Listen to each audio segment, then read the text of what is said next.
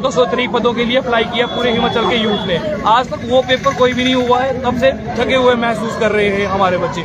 बीच बीच में जब होते पेपर होते हैं, अभी रिसेंट नोटिफिकेशन था हमारा एचपी विधानसभा का क्लास 3 और क्लास 4 के एग्जाम्स के लिए, उसमें से ही मोटी धांधली हुई। एक ही साइड के, एक ही कॉन्स्टिट्यूंसी के बड़े बड़े लोगों के चहेते लग गए, जैसे कि कोई सोशल मीडिया प्रभारी है, जो भी सोशल मीडिया से हमें सुनने को मिल रहा है। अब वो पूरा का पूरा वहाँ पे एक सिनेरियो बन चुका है। बाकी जो कॉन्स्टिट्यूंसी के लगे 2-3 बंदे, हमीरपुर से 4 बंदे, बाकी क्या पूरे हमारी जितनी 65 कॉन्स्टिट्यूंसियां बची हुई हैं, तो वो उसमें से कोई पता लगा। इसमें से स्पीकर महोदय की भी एक आपकी सोशल मीडिया के थ्रू उन्होंने भी बयान दिया था कि बाकी और कॉन्स्टिट्यूंसियों को लगा दिया, जो 65 कॉन्स्टिट्यूंसियों को मौका बाद में दिया जाएगा। ये क्या बात बनती है कि जैसे तो ट्रांसपेरेंसी कहाँ है इस चीज में कि बाद में मौका दिया जाएगा। मतलब एक तो सरकार बोलती है कि हम ट्रांसपेरेंसी लाएंगे, ऑनलाइन हम एग्जाम करेंगे, एजेंसी के थ्रू हम एग्जाम कराएंगे, धांधलियां नहीं होंगे, ऊपर से ऐसे बयानबाजी होती है, तो हम कैसे जैसे कर सकते। हमने तो इस सरकार को सत्ता में लाके ही मतलब गुनाह कर दिया, हमको ये लग रहा है। हमारे को मतलब जब से ये सरकार है, दर दर की ठोकरें खाने को मिल रही है। ना हमारे पास नौकरी है, ना हमारे को कहीं से और कोई सोर्स ऑफ इनकम है, जैसे कोई स्किल डेवलपमेंट ही हमारा हो, या हमारे को एंटरप्रेन्योरशिप में हो, तो वो भी हमारे लिए अभी तक कुछ नहीं है। हम क्या, ये सारे जो यूथ है हमारे पास, सोलन, शिमला, सिरमौर, लाहौल स्पीति, किन्नौर, ये बिलासपुर से लेके तक ये सारे के सारे हमारे साथ यहाँ पे जुड़े हुए हैं। ये सारे के सारे मेरी तरह ही और यहाँ पे ठगा महसूस कर रहे हैं। रिजल्ट तो पिछली सरकार में भी काफी पेंडिंग पड़ा हुआ और कोर्ट में भी क्या है केस? रिजल्ट पेंडिंग तो चल रहे थे, बट ये था कि रिजल्ट के साथ साथ हमारे को नोटिफिकेशन से एग्जाम्स की आ रही थी। धांधलियां हुई हैं जिस हिसाब से। अभी तो वो प्रोसीडिंग्स है और उसमें गवर्नमेंट की जो हिसाब से जो चल रहा है आगे से इंक्वायरी के अंदर। बट ये था कि पोस्टें आ रही थी। इस सरकार ने हमारे को ये बोल के किया था कि आपको 1 साल के अंदर 1 लाख सरकारी नौकरियां देंगे, जिसके मैनिफेस्टो आप हमारे यहाँ पे देख सकते हैं। बट आज तक वो नौकरियां 1000 में नहीं हुई है, सरकारी नौकरियां पक्की। हमारे पास उस चीज का और कोई करने के लिए डाटा के हिसाब से भी देखा जाए तो नॉर्मल कम से कम की जाए। और दूसरी तरह सरकार हर एक चीज को आउटसोर्स करने के लिए ऊपर तुली हुई है। तब तो सभी चीजों को आउटसोर्स करना चाहिए। मैं तो ये बोलूंगा सरकार को भी आउटसोर्स ही कर दो।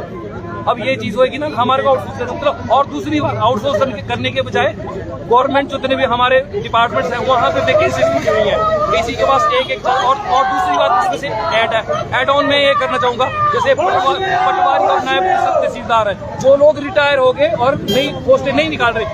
रिटायर लोगों को फिर से नौकरी पे रखा जा रहा है, उनको 30-35 हजार रुपये दिया जा रहा है। यहाँ पे हमारे को आउटसोर्स में करके 12,000 10,000 करके, और जो हमारे वो कभी भी निकाल सकते। हमारे को कोई जॉब सिक्योरिटी नहीं है।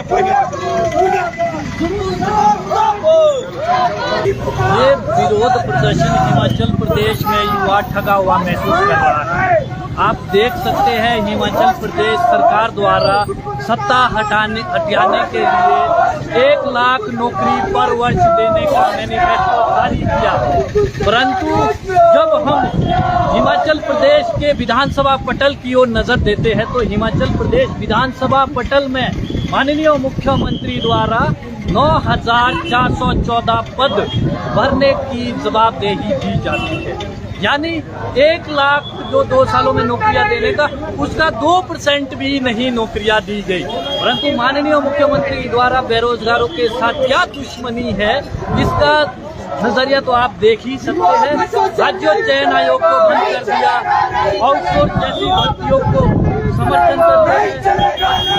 प्रदेश सरकार के उप मुख्यमंत्री जब सत्ता हथियाने की बात कर रहे थे तो 50 साल की नौकरी, पक्की नौकरी, इस तरह के सार्वजनिक स्थानों में कहा गया। परंतु अभी तक न 50 साल की नौकरी मिली, न पेंशन वाली नौकरी मिली। नौकरी किसको मिली?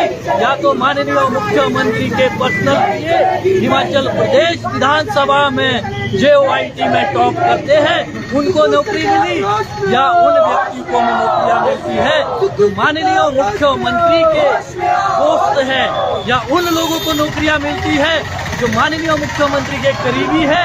और आप देख सकते हैं हिमाचल में नया वायरस आ गया।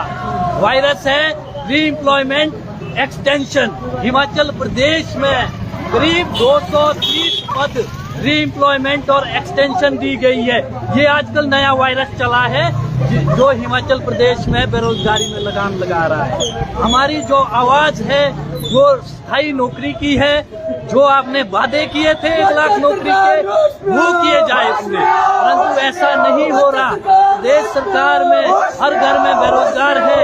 हिमाचल प्रदेश में 8 लाख के करीब रजिस्टर्ड बेरोजगारी की बढ़ती संख्या है, परंतु रोजगार देने के लिए माननीय मुख्यमंत्री हिमाचल प्रदेश द्वारा कोई भी सकारात्मक कदम नहीं उठाए गए। इन 2 सालों में ये जरूर हुआ कि माननीय मुख्यमंत्री के करीबियों को नौकरी मिली, माननीय मुख्यमंत्री के करीबियों को एक्सटेंशनें मिली, माननीय मुख्यमंत्री के जो करीबी थे उनको आउटसोर्स में रखा गया। अब मैं आपके माध्यम से आउटसोर्स जैसा वायरस की भी बात करना चाहूंगा। हिमाचल प्रदेश में 20,000 के करीब पूरे आउटसोर्स कर्मचारी हैं अगर हम प्रोजेक्ट को छोड़ दें, परंतु फिलहाल मेरे द्वारा माननीय उच्च न्यायालयों में आउटसोर्स भर्ती प्रक्रिया में याचिका दायर की गई और 7 नवंबर 2024 को माननीय मुख्यमंत्री ने ले लिया।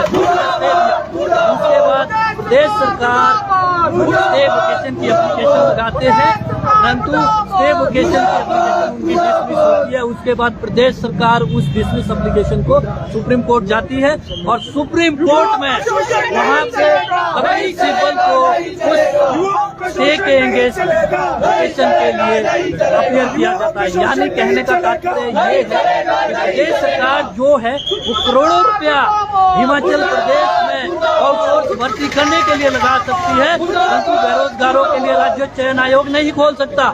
मैं आपके माध्यम से राज्य चयन आयोग के सचिव को भी कहना चाहूंगा कि आप मीडिया में आते हैं और गुमराह करते हैं। आपका जो सिंगल विंडो है पीछे 6 महीने से खुला नहीं और 2 साल से एक विज्ञापन नहीं हुआ।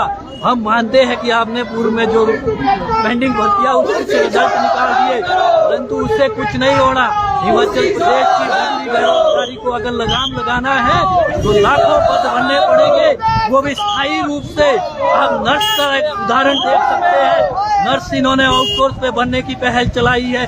इस प्रकार हिमाचल प्रदेश के सभी विभाग और वेरियस पोस्ट के लोग एचएस से लेकर क्लास 1 और क्लास 3 तक, क्लास 4 तक सभी पक्की नौकरियां चाहते हैं, 49 साल वाली नौकरियां चाहते हैं, पेंशनेबल नौकरियां चाहते हैं। अब आपके माध्यम से मैं कुछ मीडिया को भी बताना चाहूंगा कि आप लोगों द्वारा बेरोजगारों की आवाज उठाई जाए। हिमाचल प्रदेश की कुछ मोदी मीडिया भी है, आप देख सकते हैं, वो डेली समाचार जाते हैं कि नौकरियों का पिटारा खुल गया। अरे भैया कौन सी नौकरियां, किसको नौकरियां? यहाँ जो कानूनी रूप से नौकरियां मिली है वो माननीय मुख्यमंत्री के करीबियों को मिली है। आज हिमाचल का युवा विधानसभा में हो रही धांधली की आवाज उठाता है। क्यों उठाता है?